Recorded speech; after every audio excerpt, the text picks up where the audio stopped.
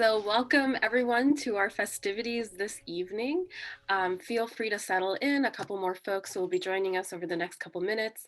I wanted to give a couple of reminders before we start our programming for this evening. One is that we'll be recording this graduation ceremony. So if you would not like your image to be recorded, please do mute your video.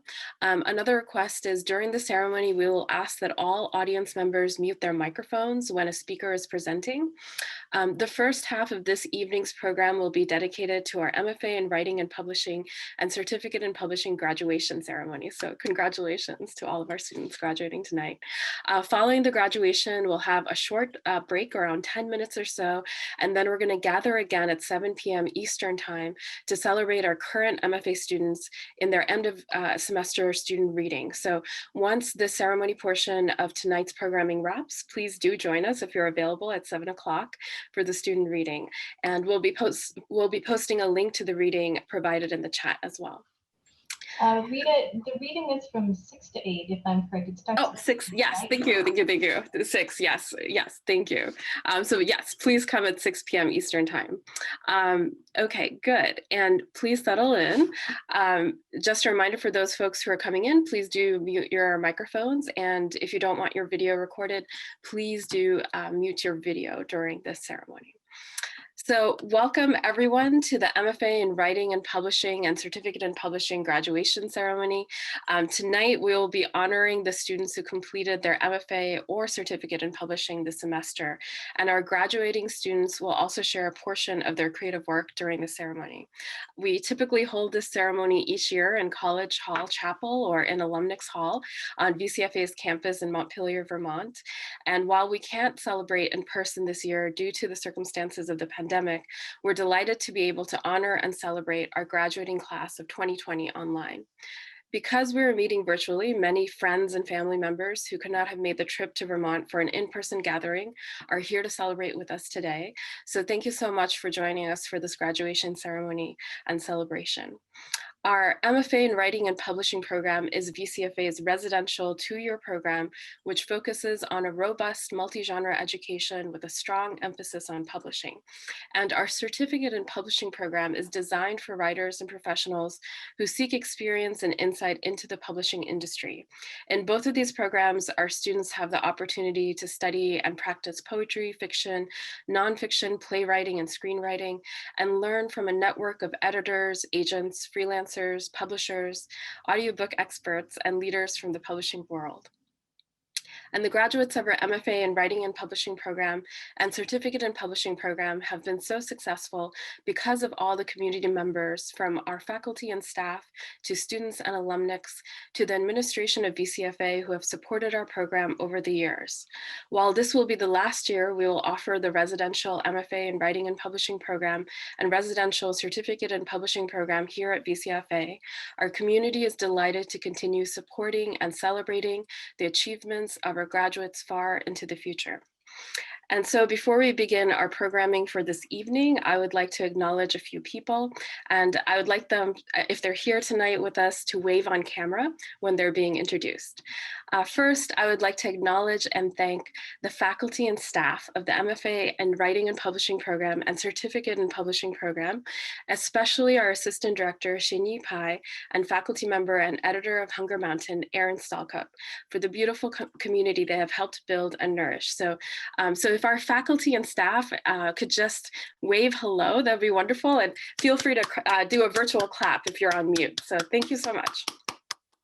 Thank you. Excellent, thank you. I'd also like to thank our Academic Dean, Matthew Monk, our President, Leslie Ward, and Vice President for Student Services, David Markow, for all the support of our students, faculty, and staff. So just give a quick round of applause, thank you.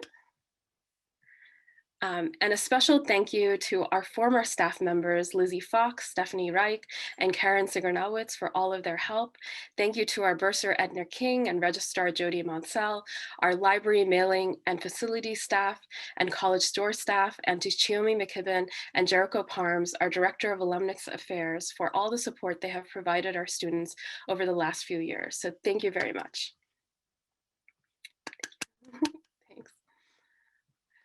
Okay, so now without further ado, we'd like to honor our graduates. I would like now to introduce the members of our MFA in Writing and Publishing and Certificate in Publishing class of 2020. Each graduate will be introduced by a person of their choosing who may be their thesis advisor or reader, faculty member, friend, or family member. I will introduce each speaker and graduate, and as I do the introductions, I will ask each pair to turn on their microphones. Following the introduction of each graduate, our graduating students will have the opportunity to say thank you or to read from their thesis. I will then introduce the next speaker and the next graduate. Each pair will have about 5 to 10 minutes to present. So to lead off this portion of the ceremony, I would love to welcome Virginia Booth, who will be introduced by her thesis reader, Erin Stelka.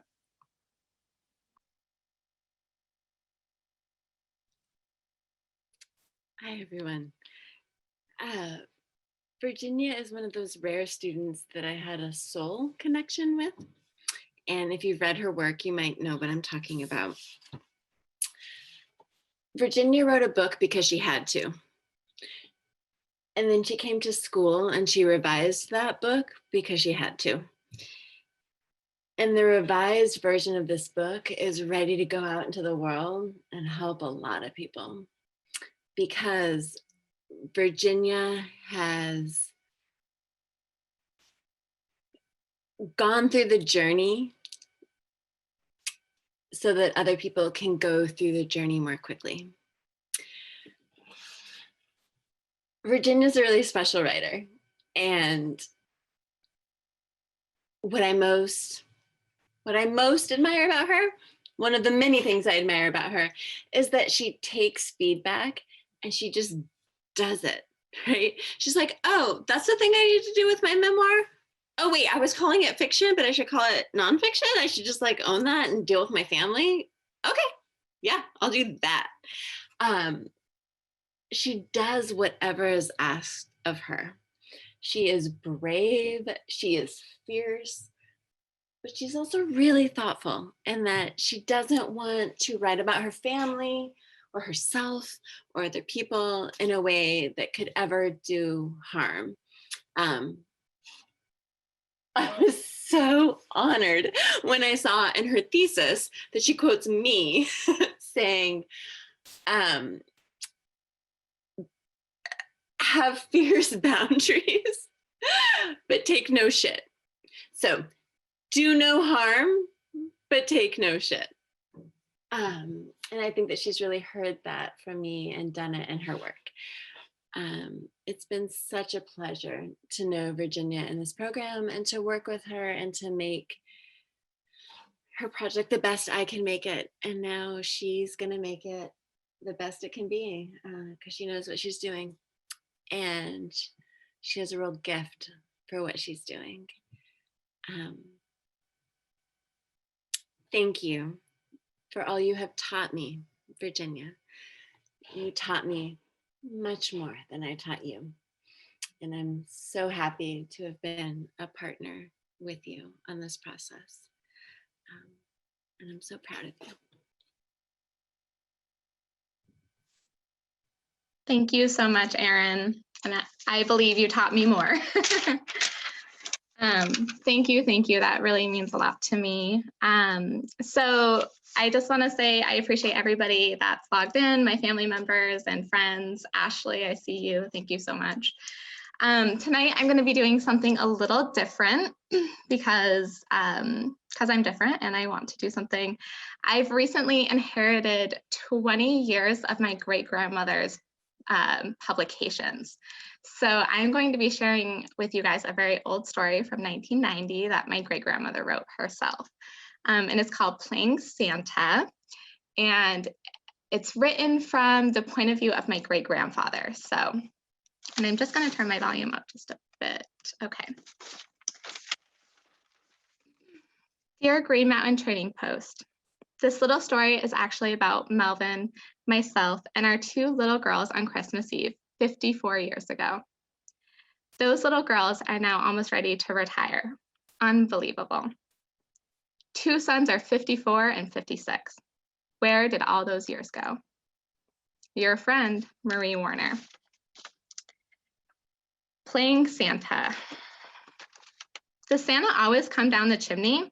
Or could he just ring the doorbell sometimes? My 5-year-old Katie innocently asked me. Well, I don't see why he couldn't come in the front door. Some houses don't even have a chimney. Where do you want him to come in? I laughed, grabbing her and pitching her chubby cheeks.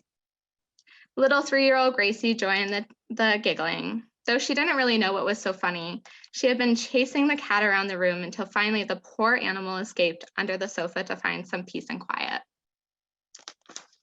It sure is snowing hard out there, I told my wife, Jean. I stared out the window at my car parked in the driveway, and it was nearly invisible by now. I'll bet there is close to a foot by morning. I know 2 children who are very sleepy, Jean said. Finish eating your cookies and drinking your milk. Be sure to leave plenty for Santa. He'll be very hungry after his long trip. She soon had them settled in bed and read stories to them until they fell asleep.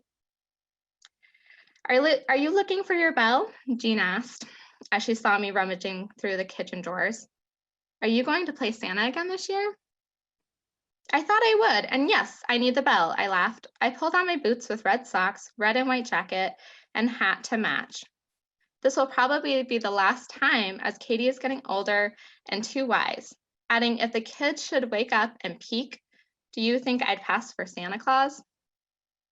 100%, she said, and handed me the bell she had found in the messy drawer.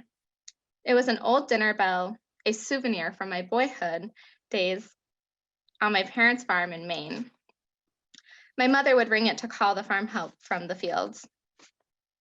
I got the long ladder from the garage and leaned it up against the house. It was high up to the peak, but I didn't intend to go way up, which was a smart thing, as I never was a so-called climber. I went up the ladder with my clumsy boots and gingerly stepped on the roof, which actually wasn't too high. I stomped around the edge, ringing my bell loudly and wondering if my neighbors heard it.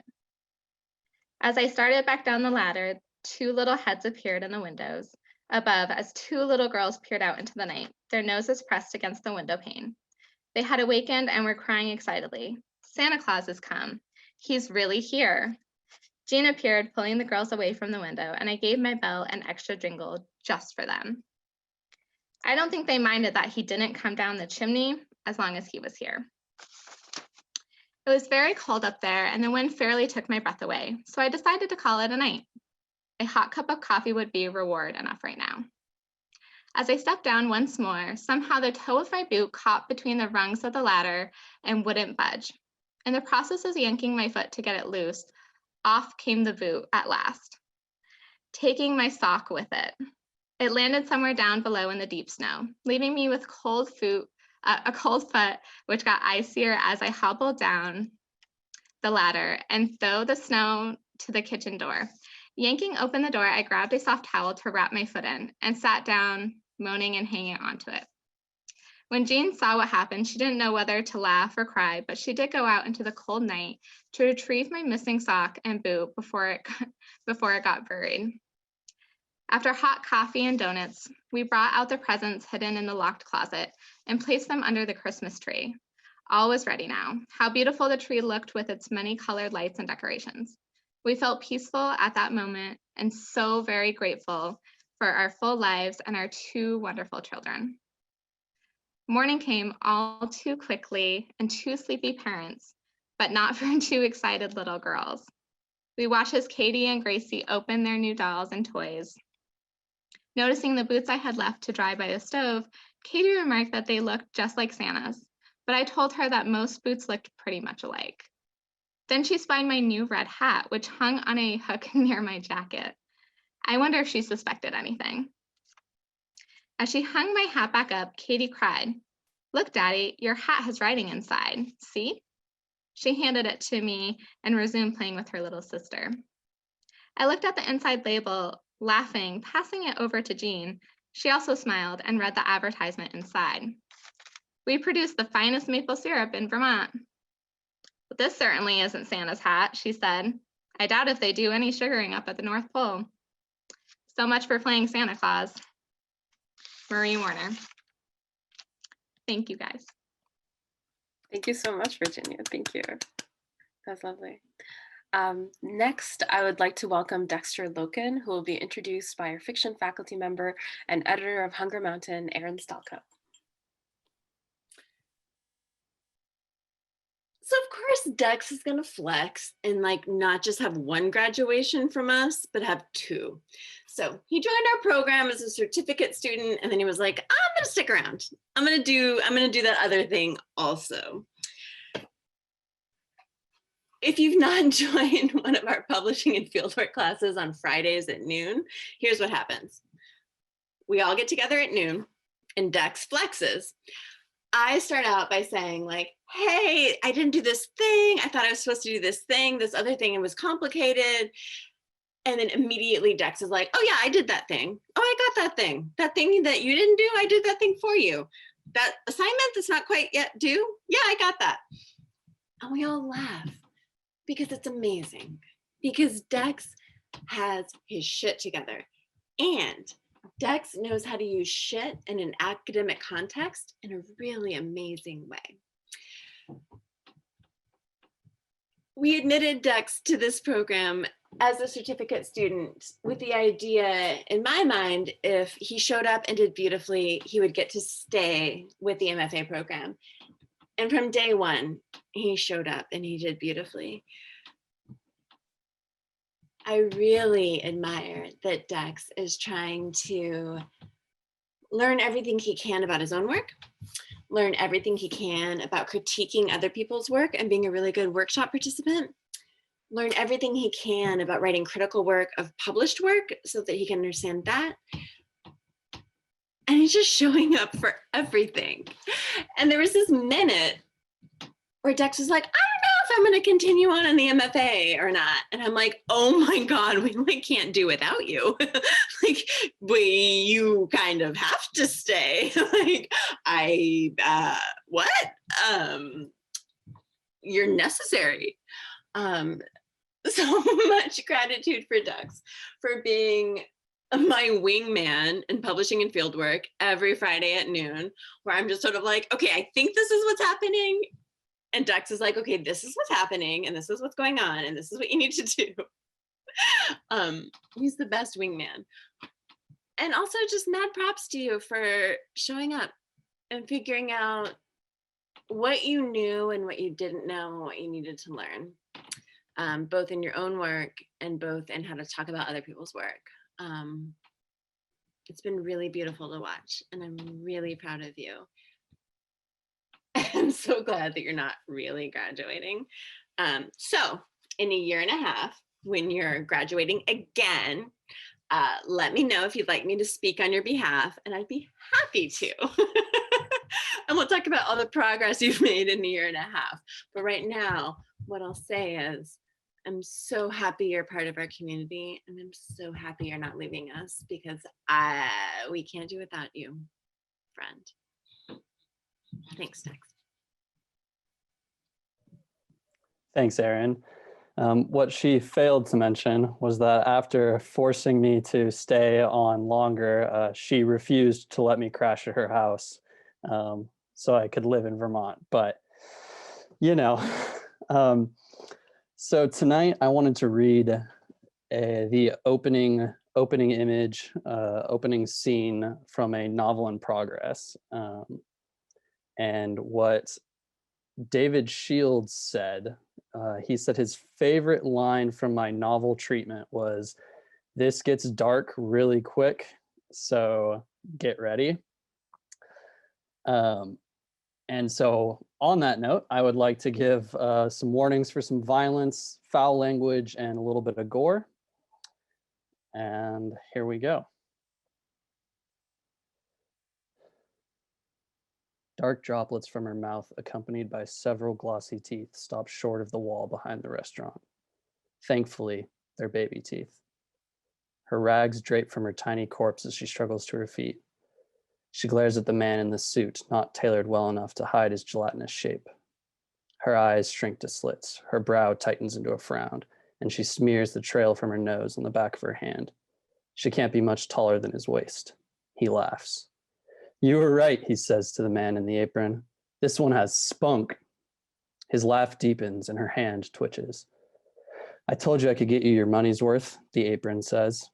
She comes around here for the scraps. Nobody will miss her. The sole light in the alley protrudes above the door behind them.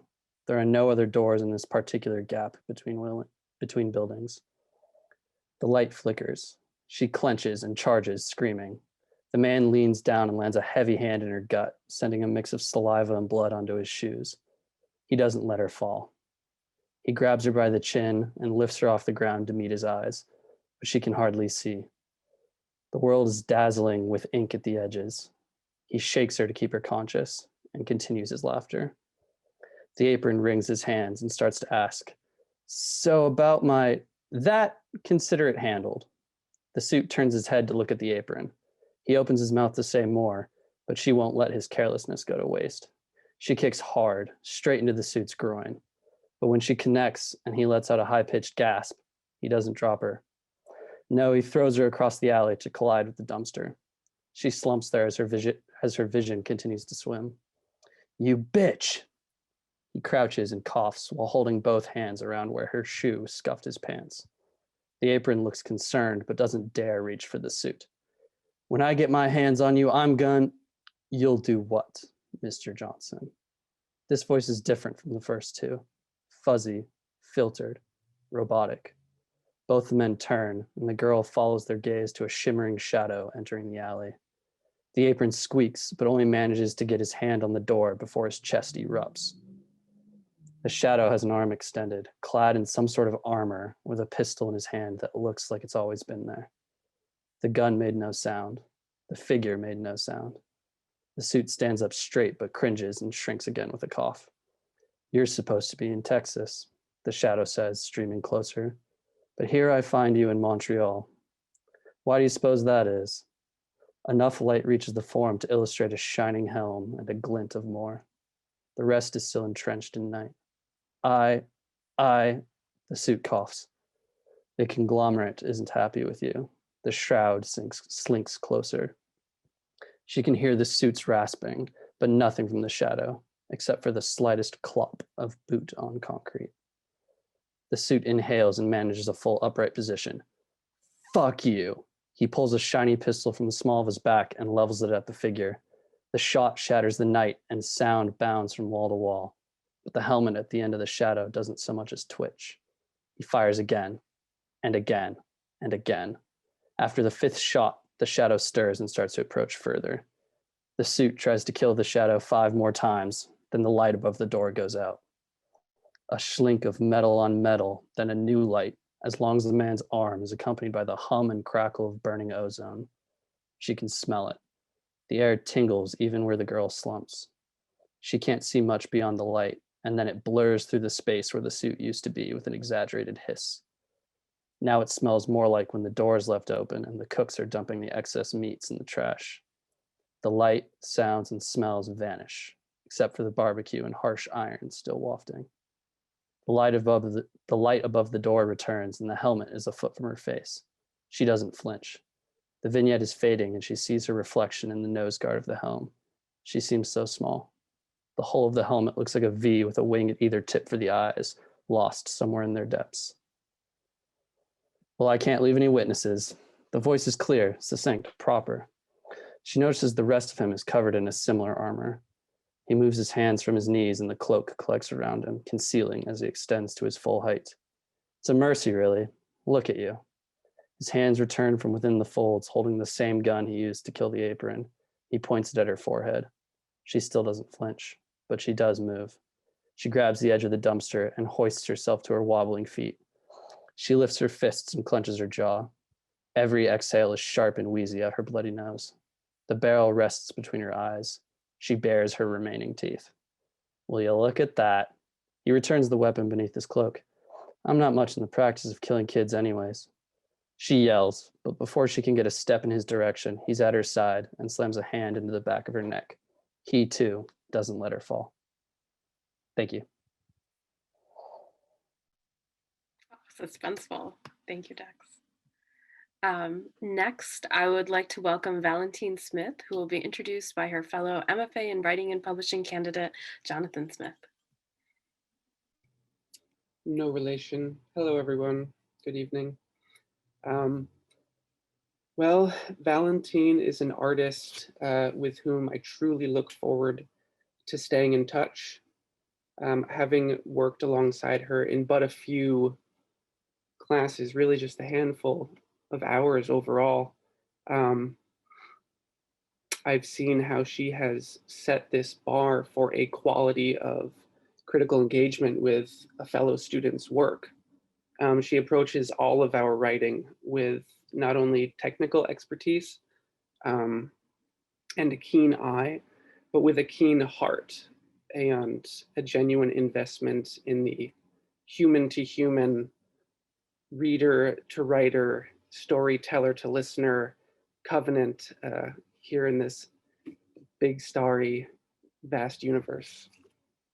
And her own writing is breathtaking. She unifies personal and universal myth with this lyricism that I just can't get out of my head. It's thorny, it's seductive, and it's endlessly enigmatic. And I know her presence will be sorely missed in class this spring semester. But in one way, I'm very happy that she's leaving, because without this coursework, she'll have more time to work on her own projects and her novel. And every extra hour that she gets on that means one less hour that we have to wait until we get to read that and be changed by that. So good luck, Valentine, and keep it eerie.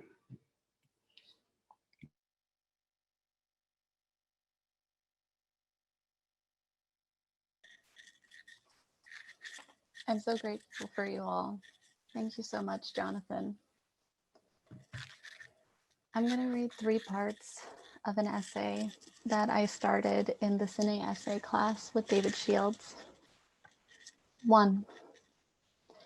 There is a sphinx at the card table in my kitchen. It is almost night.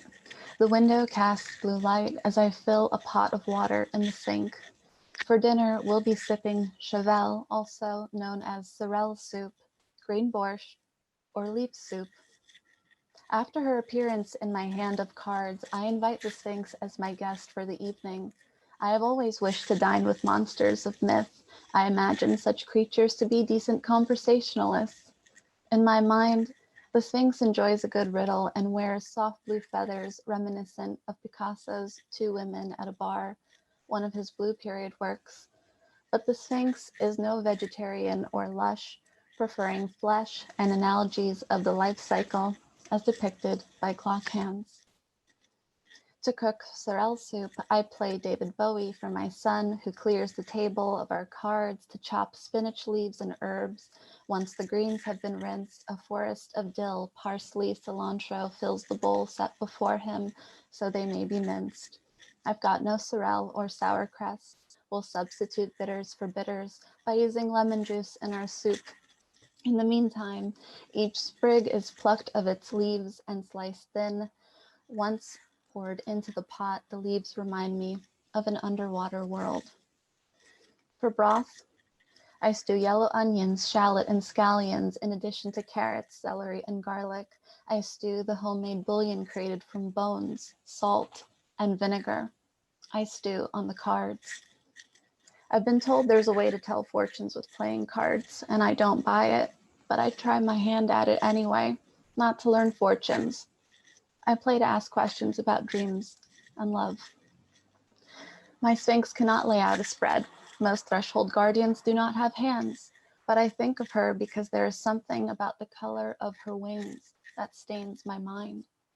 Her hue reminds me of the cup of water I keep on my nightstand, often filled just before bed. I seldom drink at night, but this cup is something else to me. Just like this soup is not a soup, it's a portal. 2. My grandfather is the ocean. His pseudonym was Papakian, and I think of what he predicted for the country I live in and how it all came true.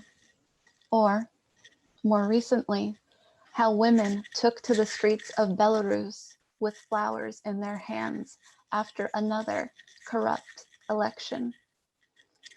The images disperse as I stir the leaves round, and I wonder about tradition, change, and those who refuse to drown.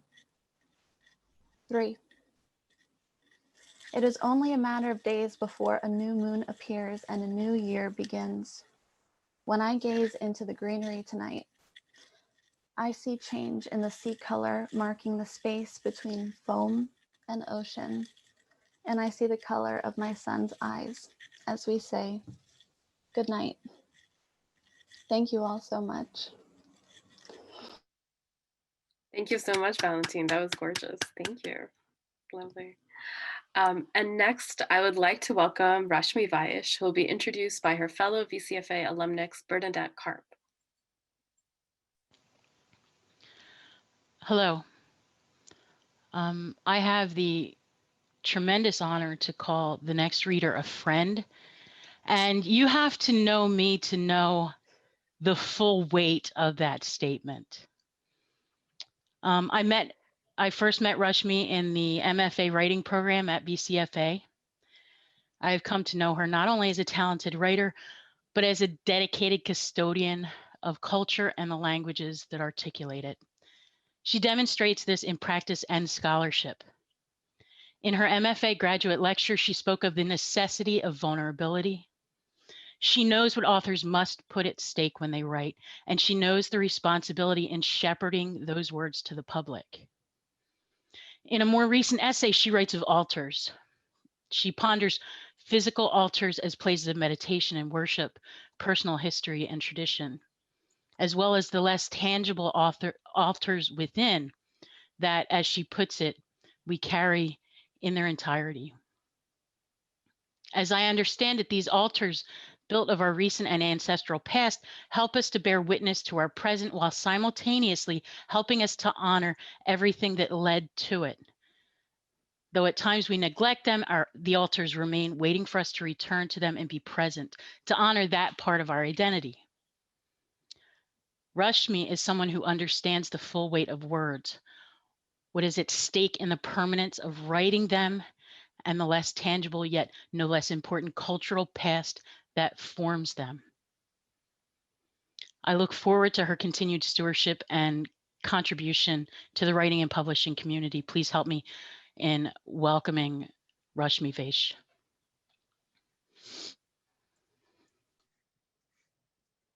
Oh, Bernadette, you honor me so deeply.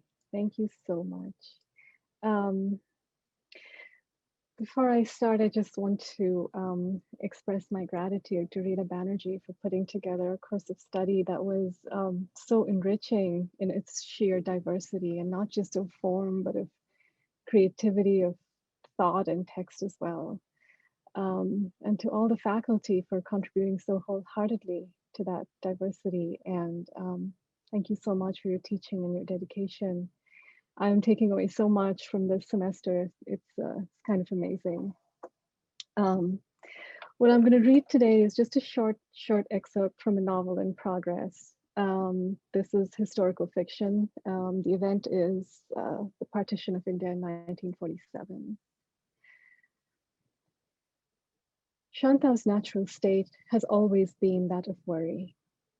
Just as fenugreek leaves are always bitter, a garland of marigolds always fragrant, just as needles prick and fires burn, because that is what they do, Shanta worries. It is a kind of worry that wakes warm next to her in the morning, gently caressing her forehead as her eyes open, then stretching to cover the length of her body, seeping through her skin before contracting once again to occupy the area just under her breastbone. It lurks there in her waking hours, a quiet presence that sends out small tingling currents up into her brain, charging almost every thought throughout the day with a low but discernible glow. This has been the case ever since she could remember, and she was quite used to it. Of late, however, the worry has no longer been quiet. It has become a loud, raging, whole other being made of pure, unadulterated fear that hammers at her bones, desperate to be released. Some days she thinks it will jump right out of her, grab hold of her hands, make her do something drastic. She's barely able to contain it. This hammering fear has developed slowly over the past year, ever since the call for partition had been made a year ago in 1946. Stories of violence have been pouring in from all over. Men were not just killing men, they were killing women, children, babies, the old and infirm. The worst of the fates lay with the young women who would sometimes be killed, sometimes be taken and forced into marriage, sometimes raped, brutalized, and left for dead. It all seemed to depend on what kind of bloodlust the attackers were infected with at the time. Many young women were told by their families to kill themselves before they could be taken. Many had already done so, choosing to drown themselves in wells or rivers, run knives through each other's hearts. Whenever she hears a story like that, one that involves young women, her daughter Mina's face floats before her eyes, and the fear inside her howls at her again. If the extent of the world would be their Havelis in Rawalpindi and Firozpur, Shanta would breathe easy, but that isn't the case. She has never thought they would have to steal away in the middle of the night with barely a few belongings, not know if they would ever be able to see the face of home again. But here they are, all the Chaudhrys on the run. The escape from Rawalpindi in the middle of the night had been bitter for Baldev, Shanta knows. She has kept her outward calm for his sake, but isn't sure how long she will be able to keep her own terror contained, especially after all that they had driven on the road to get to Firozpur. Family after family on foot, in bullock carts, old people propped up in chairs or lying on cots carried on young men's shoulders, the way people are carried to the cremation carts. Only this is a funeral of the living, Shanta had thought. At one point, when they'd had to slow down so they could weave around the bullock cart on the road, a woman had tried to thrust a toddler into their car through the rear window Shanta was sitting at. Meri bachchi ko le lo behan, the women had pleaded. Take her with you to Amritsar. Leave her at Harmandir Sahib. I will find her there. Her name is Gurpreet Kaur, daughter of Baksh Singh from Dera Teg Singh. Rab ke vaste, please take her, sister. Madan had been driving. Before Shanta could respond, he found a clear opening, accelerated onwards. Shanta had looked back at the woman and her daughter, reached for Mina's hand next to her, clutched it tightly. She had tried to imagine through the cacophony within what the woman must be going through to cleave her little daughter from herself that way, couldn't bring herself to think it. They had arrived in Firozpur, to a town buckling under the weight of unfolding history, just like everywhere else, Shanta had thought. She tried to remember a different peaceful time, couldn't muster up any memory. She felt like an oversized bale of cloth had unraveled over everything, obscuring past, present, and future, making her wade through yards of fabric, just so she could move from the car to the front door, moving her body and the baying creature inside her with it. Thank you. Thank you so much, Rashmi. That was very powerful. Thank you. Thank you, everyone, for those beautiful introductions and for those wonderful readings and words from our graduates. Now I'd like to welcome the president of the Vermont College of Fine Arts, Leslie Ward, to confer the Master of Fine Arts in Writing and Publishing and the Certificate in Publishing to our class of 2020.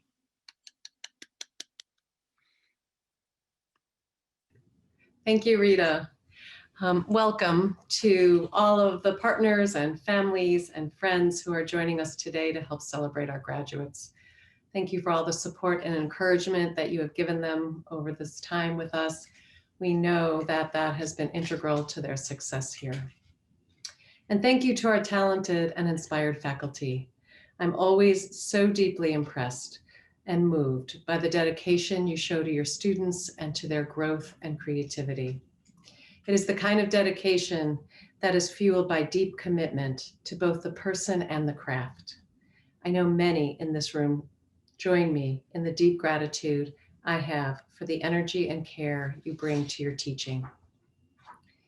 And to those we are honoring today, Virginia, Valentine, Rushmi, and Dexter, I want to convey my deep respect and huge admiration for the work you have done while at VCFA. It reflects, of course, intellectual curiosity and creativity, but also diligence, courage, vulnerability, and resilience. To embark on a journey of learning and creativity within an esteemed community is to make a huge leap into trust, trusting yourself, your fellow students, and your faculty. You have earned the right to this moment. Know that deeply and keep that knowledge close at hand for those moments when doubt might creep in. I also want to say thank you in advance for the contributions you will make to the future. Whether looking at life on a micro or macro level, your work in the writing world has the power to reflect norms and constructs that shape our world, our expectations, our relationships to each other, and our individual lives. It breaks apart how we define ourselves and our communities, our emotional experiences, and our place in the world. In doing so, it opens up huge space for new constructs, opportunities for shedding old patterns, and nurturing new conversations. This work is perhaps more important than ever. Our world is hurting and in need of repair. We know we are living in a prolonged period of radical disruption. We don't know what the future will look like. Economically, politically, societally, all systems are being stressed. There is a sense that everything is up for grabs right now. And while it is deeply challenging to live this way month after month, much more for some than others, and I want to acknowledge that, with this uncertainty also comes great opportunity. Opportunity to create anew, to question the old ways of being and thinking and relating to each other, to elevate untold stories, and to bring forth important, previously ignored perspectives. You are in a position to lead us into that new way of being in community with each other. Your work will influence how individuals and communities live and think about themselves and the choices they will make into the future. I will close with a quote from poet Jericho Brown. He says, "Hope is always accompanied by the imagination, the will to see what our physical environment seems to deem impossible. Only the creative mind can make use of hope. Only creative people can wield it." I, for one, am grateful to know you will be among the influencers of the future, and your VCFA community will be here to continue to support you into that future. And now for the culminating event of your time here. Congratulations to Valentine, Rushmi, and Dexter on earning your certificate in publishing. And Virginia, by the power vested in me, by the Board of Trustees, and with the authority of the great state of Vermont, I confer upon you the degree of Master of Fine Arts in Writing and Publishing, with all the rights and privileges pertaining thereto. Congratulations all. Thank you so much. If you guys would like to unmute for a second and just do a round of applause, that would be lovely. Yay, congrats. Yay, congratulations. Congratulations, congratulations. Thank you so much, Leslie, for those beautiful words. Congratulations to our class of 2020. It's been an absolute honor and pleasure to work with all of you in both of our programs. I am so proud of all that you have accomplished and all the stories and imaginations you have shared with us.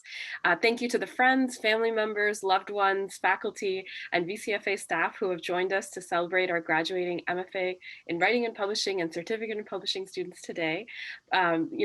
We're going to do our outro, and I just wanted to give a quick reminder that we do have our end of the semester student reading happening at 6 p.m. Eastern time in just about 10 minutes or so, in 12 minutes. So, please join us for that.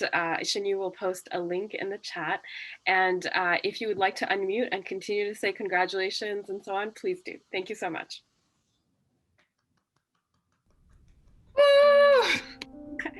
Hold on, we're gonna go on video. Congratulations, Miss Virginia. Thank you. Love you. Very Love you proud. too. Thank you. Congratulations, everyone.